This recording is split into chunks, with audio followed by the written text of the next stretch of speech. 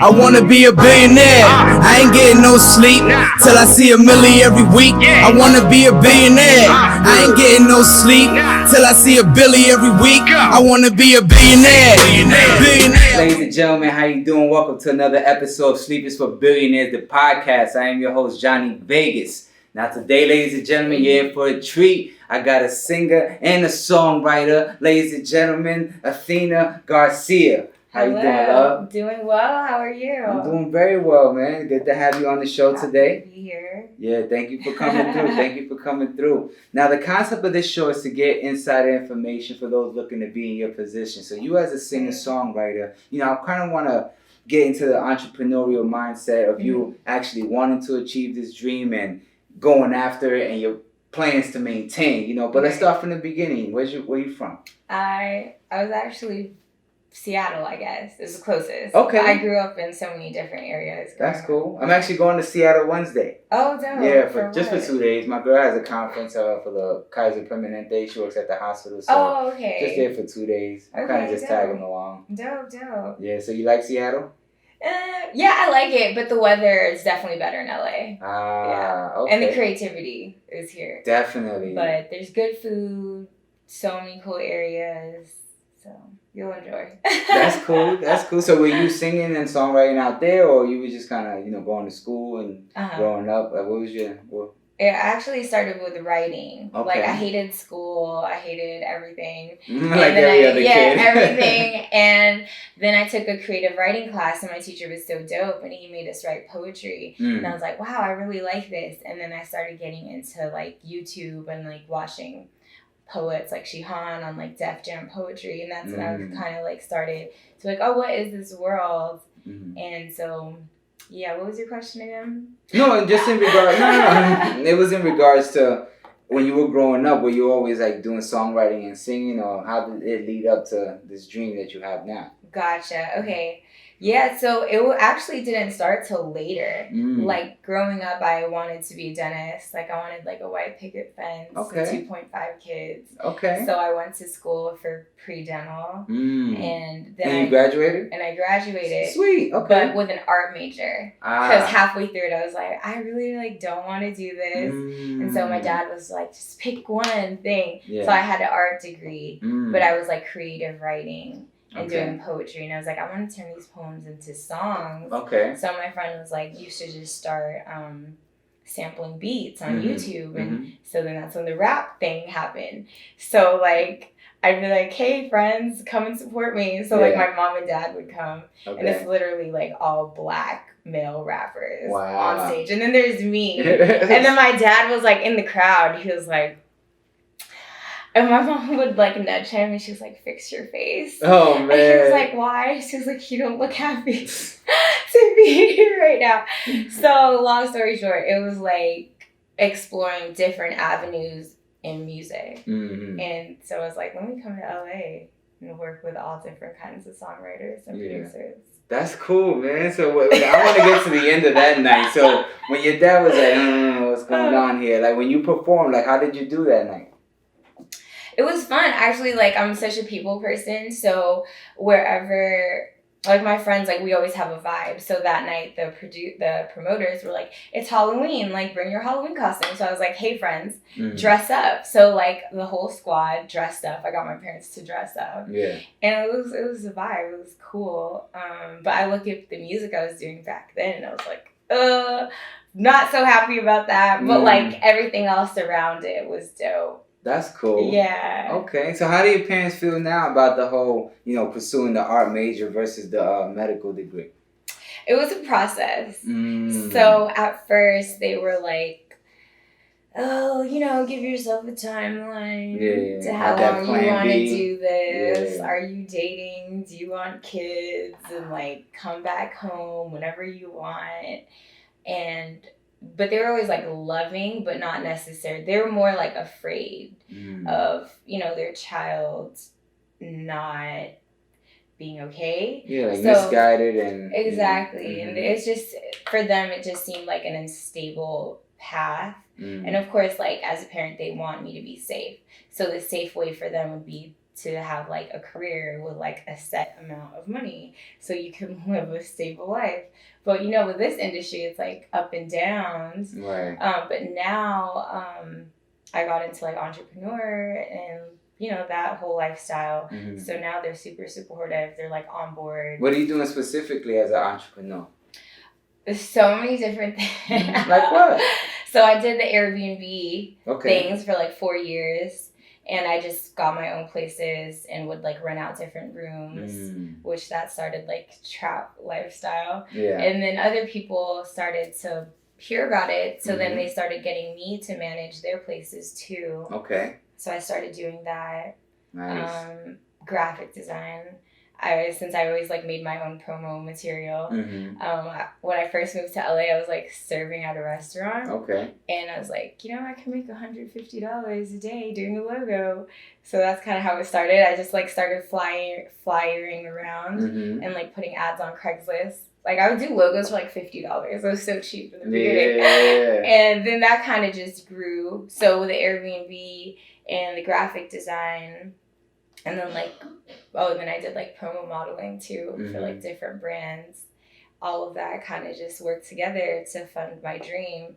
So slowly, like I was able to drop like Airbnb stuff, drop the graphic design, and then just like now focus on the meat of the project and like cultivating a team where we all kind of work together. And I can still pick up like graphic design or Airbnb as long as they all funnel in on this specific way. Because before I was just too much of like going all over the place. Yeah, you're spreading yourself too thin. Exactly. That I feel like the more I focus in this direction, then the more it pushes that way. Gotcha. Yeah. Well, it sounds like you're doing a great job. Parents must be proud. You know, you took the entrepreneurial steps to build a solid foundation to fund your dream. You know, and I think that's how it works for everybody out here, you know, that comes out here chasing that dream. Because it's like they don't figure out that it's like this until they get here. Right. Then it's like, shit, I got to figure it out. Right. You know what I'm saying? Like, that rent coming every 30 days. Right. You know what I'm saying? Like, yeah. I'm free. Oh, but rent's due. Right. I'm not so free. Now I just got to do more. Right. Well, that's cool, man. So you got the new single, Zaddy, out. Yes. Now tell me what inspired that single.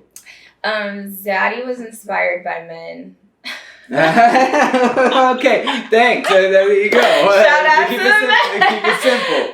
Yeah, it's inspired by men. So it was inspired by just like different guys that I dated. It was like one specific guy because I wrote it like 10 years ago. Got it. And then I kept dating, you know, and I just all funneled them into this. One just perfect added, guy, allegedly. It just added, yeah. It's kind of like a fuckboy. Oh, but like it's a twist on it though. Tell me about it. Well, okay, so it's like a metaphor. I pictured it as like the 1-800 number. Okay. Like, you know, the ads back in the day on like the infomercial, that's what it is. I'd be like, 1-800, give me a dial, bring home to your parents type, ready to use, not being abused type. So it's like this hurt guy that goes on hurting everyone else. So that's like how I pictured this guy. So I'm like, he's broken, like give me a refund is what the topic is. Yeah. Now that makes sense. I actually heard that quote yesterday that it's like they say the hurt. Yeah. You know what I'm saying? Yeah. Which is crazy. Right. Yeah. And I didn't get that before. Like I thought they were just like mean people, but they're not. They're just broken inside.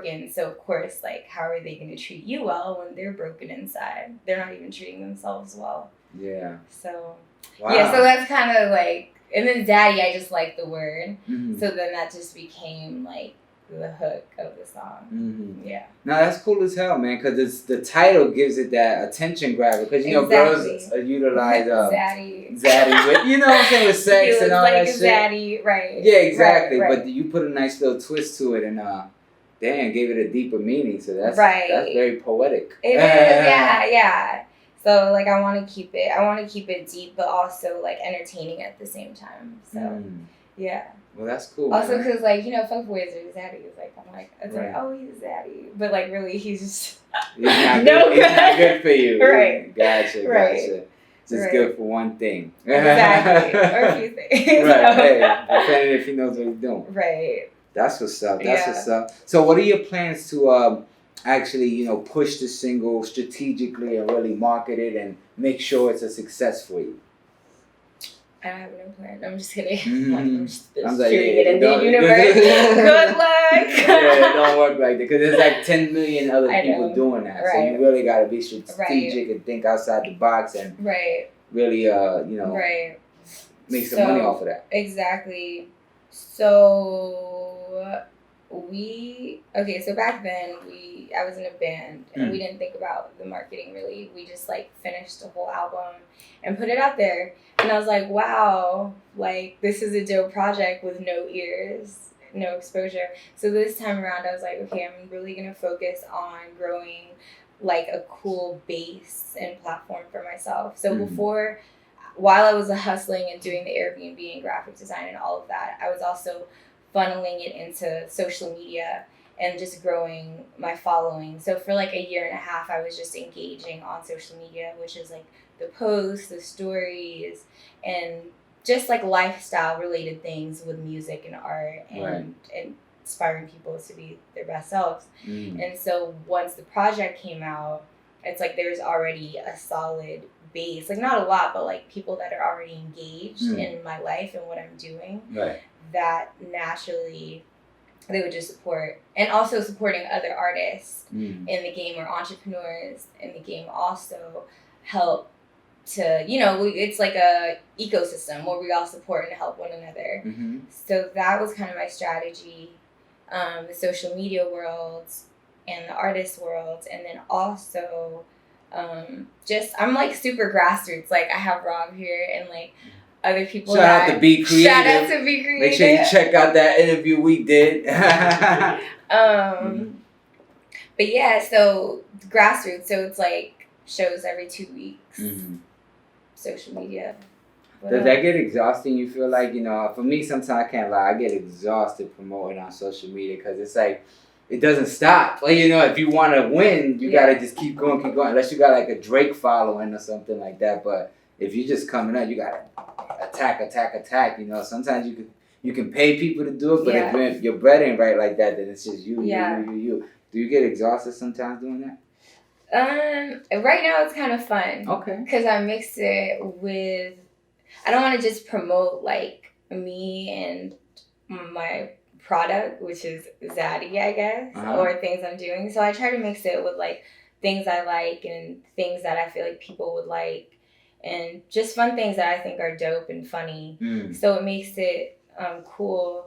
But yeah, I get what you're saying. Because sometimes I'm like, do I really want to keep shoving Zaddy down people's throats on social media all the time? But it's like one of those things where it's like, well, someone might not be tuned in to my story yesterday and they see it today, so it's fresh to them. But for me, it's like I've been promoting it for 3 weeks now, or like repeating the song or practicing it in my room all the time for a show. It's like, that's the work part where I'm like, oh. Yeah. So it's like a catch-22, but you still got to do it no matter what. Right. So for familiarity. Okay, exactly. Stuff, yeah. Okay. So what's your where are you performing next? Like, you got a tour lined up? Like, how are you doing that? So I'm thinking about continuing the strip club tour. Okay. At gay clubs. Well, Come find us at your local strip. Okay. So that the gay clubs. Okay. The top 40s clubs around, and probably like maybe frat parties. Okay. Around the surrounding LA, Vegas coming soon, or Coachella Valley area. But I'm trying to stay just local here. Yeah, I think that's a good market. Like the gay community, because they support. Yeah. Like they're really really loyal to each other. So I think captivating that whole community and then being consistent with the performing in those same locations. You can really, really grow a fan base quickly and a loyal following through that community and then build a buzz, because I think the fact that you're promoting that as because you're one of, you gay? No? Okay. No, but my spirit animal is a gay boy. Got it. Okay, but still you're promoting like you're one of them, you know what I'm saying? So I think they'll just help you elevate because they support you so much. They support each other. And they're so loving. Yeah. So that's a good plan. That's definitely a good marketing strategy. Okay. Okay. So when does the album drop? Spring. Spring? Mm-hmm. How many? I'm just gonna do like singles for now. Okay, I think that's the smartest thing to do. Just drop singles one by one. Because if you drop an album, then you just release 12 songs. Right. You couldn't release 12 songs like every 3-4 months. And no one really knows me right now yet. Ah. So it's, but I feel like I just need to give little like crumbs, like slowly. Yeah, no, I agree. To get to know me, then like a whole, you know, it's just harder. Like, hey, here's all of me. Right. All at once. Like, it's a lot. Gotcha. You got any music videos coming out? I do for Zaddy. Okay. We're gonna do it like next week. Oh, really? Yeah, okay. come through. What's the concept for that? We gotta brainstorm. We have a few different ideas, but it's just a matter of putting it together. You know, budgets and Gotcha. how many people, location. Well, you got the Be Creative master right there. You know what I'm saying?